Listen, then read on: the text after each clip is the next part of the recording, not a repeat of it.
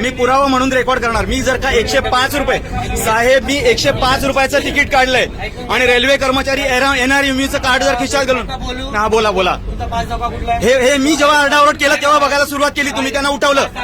आधी यांना उठवत नव्हते तुम्ही, तुमचे बघा, मग त्यांना बघा यांना मग त्यांना का उठवलं, मी का उठव बरं, मग त्यांना हा ऐका ऐका ऐका ऐका, हे मी विचारायला भाग पाडलं, हे मी विचारायला भाग पाडलं तुम्हाला, ऐका, हे तुम्हाला मी विचारायला भाग पाडलं, ऐका, मी विचारायला भाग पाडलं तुम्हाला की त्यांचा पास चेक करा।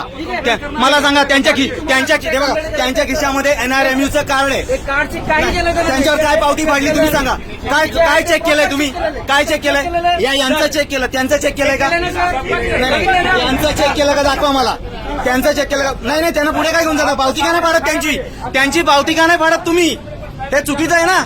मी जर का 5 पट पैसे दिलेले आहेत, याला काय अर्थ आहे, यांची पावती का नाही पाडत तुम्ही, नाही मला हा पुरावा घेऊनच जायचं DRM साहेबांकडे।